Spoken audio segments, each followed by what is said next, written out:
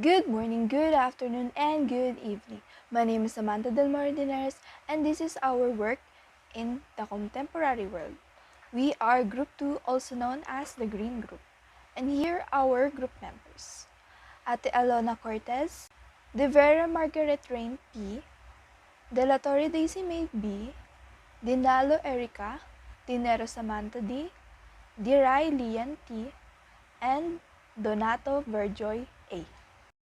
Hello, we are the Group 2, and today we will be discussing a world of regions, global divide, the North and the South, and the Asian regionalism. Makikita nyo sa slide na ito ang blue line. Ang blue line na yan ay tinatawag na Brandt line. During 1980s, na-develop ang Brandt line para maipakita kung paano hinati ang richer and poorer nations sa mundo. Definition of North and South divide.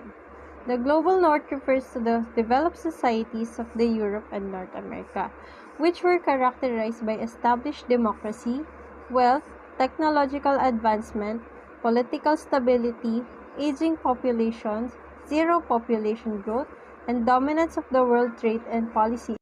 Developed countries, including Western Europe, North American countries, Australia, Southeastern Asian countries, China, South Africa, are amongst others who are resource-enriched countries which can afford state-of-the-art computer laboratories to aid blended learnings in all levels of education.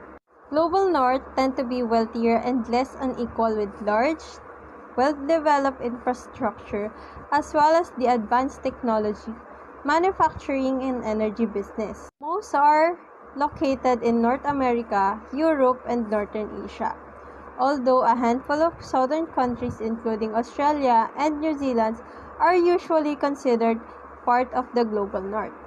Here are some countries that are included in Global North Divide.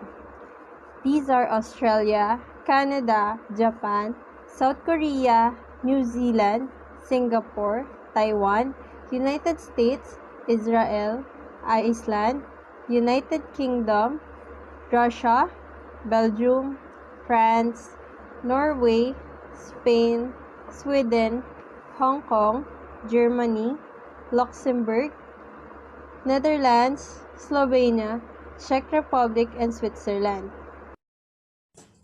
Global South.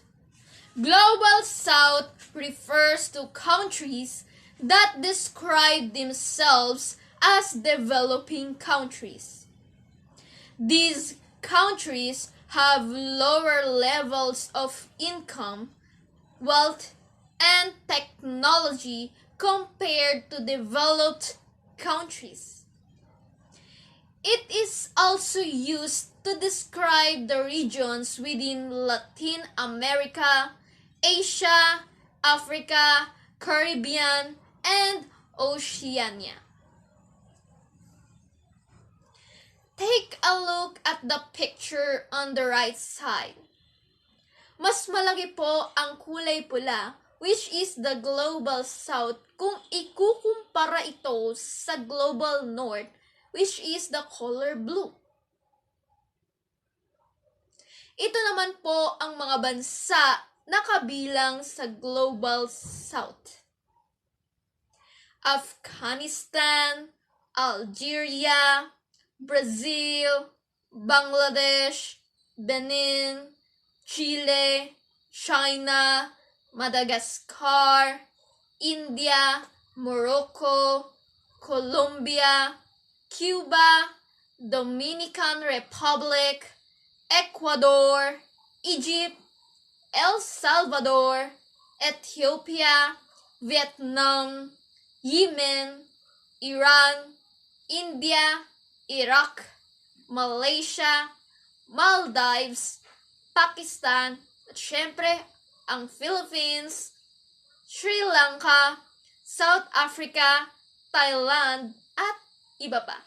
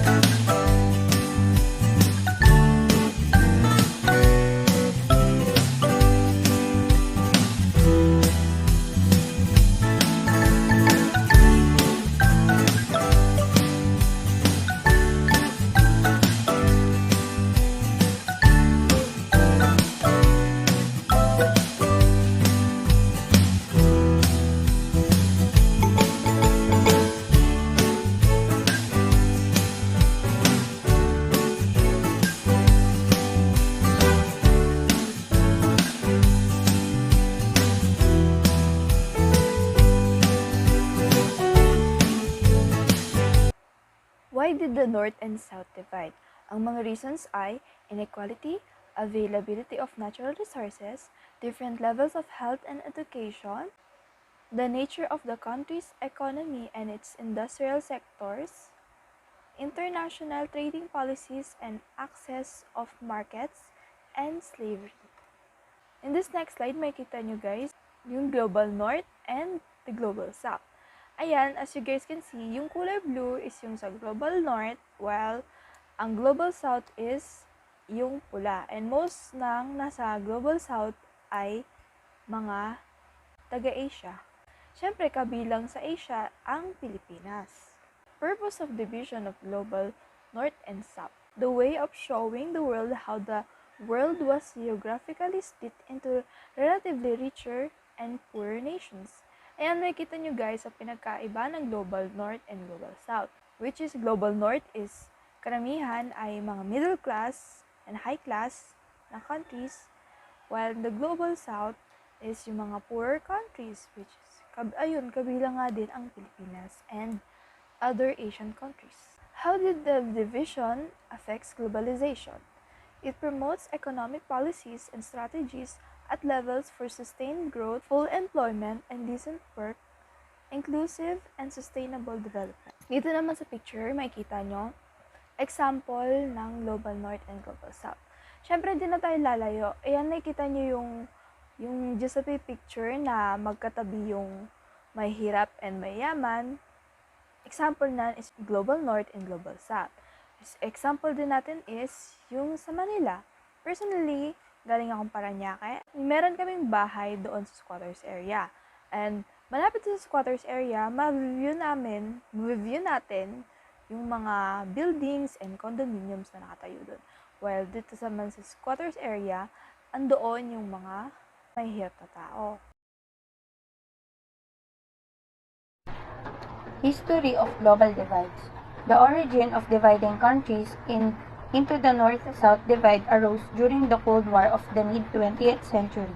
During this time, countries were primarily categorized according to their alignment between Russian East and American West. Countries in the East like the Soviet Union and China, which became classified as Second World countries. Ang global divide daw na North and South ay nagsimula noong Cold War of the mid-20th century, kung saan ito ay nahahati sa tatlo: First World Country, Second World Country, at ang Third World Country. What is the purpose of global divides? Global divide ay tungkol sa iba't ibang salik na nakakaapekto sa mga pagpapabuti o pagsulong ng iba't ibang lugar sa buong mundo. May predivision bago ang World War I, hindi na problema o issue ang distansya. In the West, the United States and its allies were labeled as First World countries. This division left out many countries which were poorer than the First World and Second World countries. The poor countries were eventually labeled as Third World countries. This categorization was later abandoned after the Second World countries joined the First World countries. Nagkaroon ng pagbabago sa paghahati ng mga global divides. Simula nung nagsama na ang First World countries at Second World countries, at naiwalay naman ang Third World countries, kung saan iyon ay matatawag na North-South divide. There are major differences between North and South. In North, less population, high wealth, industry, high standard of living, high industrial development. While in South, low wealth, agriculture, large population, low standard of living, and low industrial development. New criteria was established to categorize countries, which was named the North-South divide, where First World countries were known as the North, while the Third World countries comprised the South. Let's have a simple analogy in order to understand easily the North-South divide. Look at this picture. The cheetah is the fastest animal on Earth, whereas the snail is the slowest animal on Earth. The cheetah represents the global North because of its strength, speed, and might, and being the fastest, and the snail represents the global South because it's very slow in progress and development. That is the primary distinction between the two. What makes a nation third world? First, country suffers from high poverty. Several nations, including Yemen, Ethiopia, Nigeria, and South Sudan, have high rates of both extreme hunger and poverty. Dahil sa kahirapan, no, maraming namamatay, lalo ng mga kabataan, dahil sa hirap ng buhay. At yun ay ang number 2, high child mortality. This case refers to the probability of a child dying between birth and exactly 5 years of age expressed per 1,000 live births. No? Sa taong 2020, no, almost 5 million children under 5 years of age died. It translates in 13,800 children na wala pang 5 taong gulang ay namamatay kada araw dahil sa malnutrisyon, pneumonia, pagkalunod, no, aksidente, other diseases of nervous system, transport accidents, at marami pang iba.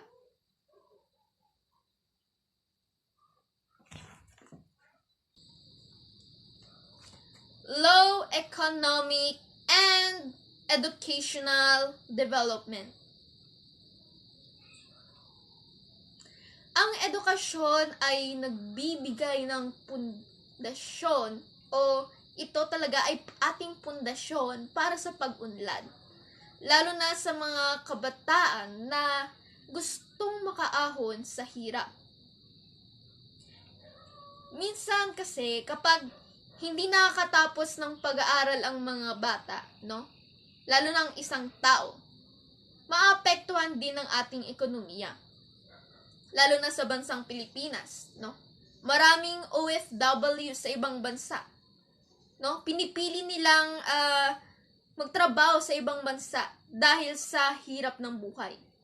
Dahil mataas rin dito, no, sa Pilipinas, no? Mataas yung standards nila sa paghanap sa trabaho nga. Kaya marami ding tambay. Kaya marami ding walang trabaho or unemployed kung tatawagin. At dahil rin sa pagbaba rin ng ekonomiya, no, sa ibang bansa, may ilan din, no, na may mga kabataan din na hindi rin nakapag-aral, nakapagtapos ng pag-aaral, mas pinipili nilang magtrabaho na lang, no, sa murang edad. Kumbaga, may tawag dito child labor. Imbis na nagsasaya, naglalaro sa lansangan, nag-aaral ng mabuti, no, mas pinipili nilang magtrabaho na lang. 4, unstable governments. May mga bagay din na o dahilan kung bakit isa rin ito sa mga rason, sa dahilan, just like what I've said earlier, na kung bakit napapabilang isang bansa or nation as a third world or tinatagurian as a third world. Yun ang pagkakaroon ng unstable na gobyerno. Dahil sa korupsyon. Dahil ninanakaw nila ang kaban ng bayan. Sa pagnanakaw o sa pagpapatuloy nila ng pagkorap, no? Imbis na umangat ang ekonomiya ay unti-unti ring babagsak dahil rin sa pagiging sakim ng isang tao. Yun ang napapansin ko sa aking kapaligiran. Kaya nakalulungkot isipin na oo, sa tingin natin na unti-unti namang umuunlad ang bansa, lalo na ngayon, no? Ang bansang Pilipinas. Pero lubog pa rin tayo sa kahirapan, lalo na sa mga lower class dito sa atin. Lalo na sa mga hirap kumita ng pera. Kaya ayun talagang problema na dapat bigyan ng agarang aksyon para umunlad din ng ating ekonomiya. So, this is the continuation of what makes the world third nation. Low self-consumption of natural resources. It means mahina tayo mag-consume ng natural resources na pwede sana natin magamit para magkaroon ng profit o kita para mas mapaayos o mapalago ang ekonomiya. Example, mayaman tayo sa mga puno. Pwede tayong kumuha ng papel, magkaroon ng kahoy, paggawa ng mga furniture. Pero dahil mabagal o mababa tayo mag-consume, hindi natin sila nagagamit ng maayos. Next is vulnerable to exploitation by large corporations and industrial and nation. Ito naman ay yung pagsasamantala ng mga malalaking kumpanya or corporation sa bansa. Ni-take advantage nila yung kahinaan ng isang bansa. O kaya hindi ito umuunlad, sarili lang nila iniisip nila. Example, sa isang kumpanya, pinagtatrabaho nila yung mga manggagawa ng sobra-sobra sa working hours niya, pero yung kita hindi pa rin nadaragdagan. Lumalago yung company, pero yung mga tauhan ang mas nahihirapan. Next, less technological advancement. So it means ang mga third world countries ay mabagal mag-progress when it comes to technology. For example, yung bansang Burundi na matatagpuan sa East Africa. Kung tayo, mga naka-smartphones, iPhones na, pero sila, mga dikipad pa rin yung gamit nilang cellphone, yung mga dipindot, yung mga Nokia, ganun. Next is, economics are independent on the developed countries. Dahil si developed countries ay mas angat, mas advanced at mas stable, di katulad ng third world, maraming pangangailangan at nahihirap maging independent. Dahil marami silang kailangan, nahihirapan silang tumayo sa sarili nilang mga paa. Di katulad ng developed countries na stable na, hindi na nila kailangan ng tulong ng iba pa. Next one, high fertility rates. So, ayun ulit, balik tayo sa Burundi. Based sa napanood ko, karamihan sa mga family nandoon, maraming mga anak. Like 8 children, tapos yung tatay nila unemployed pa. Tapos yung trabaho is parang nangangalakal lang. Wala siyang stable job.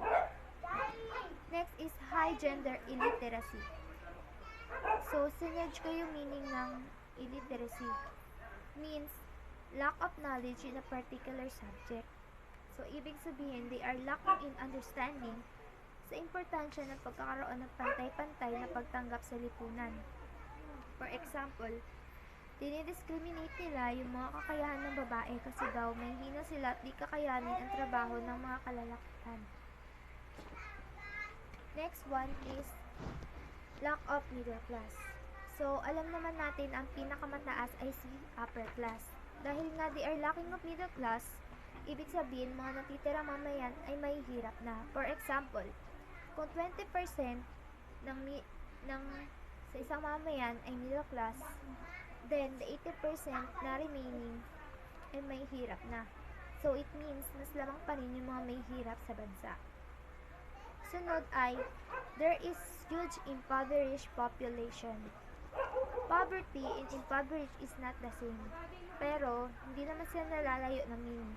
Yung impoverished ay mas grabe, yung as in sobrang hirap ng isang bansa. Extreme, kumbaga. Like yung mga tao ay unemployed at walang maayos na tirahan at madalas ang pagkagutom. And lastly, a small elite upper class that controls the country wealth and resources. Sila naman yung mayayaman na inaangkin o binibili yung mga business or ari-arian ng mga mamamayan. Tulad na lang ng example ni Sir na ang face-to-face classes natin, yung prime water na dati pagmamaari ng mga mamamayan ngayon ay binili na ng mga bilyar para sa sarili nilang kapakanan.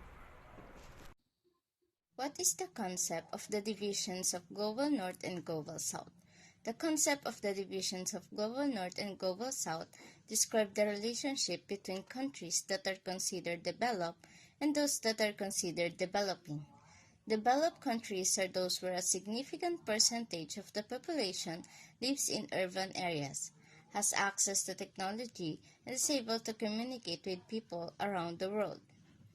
Developing countries have less access to technology or communication networks, tend to be rural or mountains, and have a lower percentage of their population living in urban areas that developed nations do.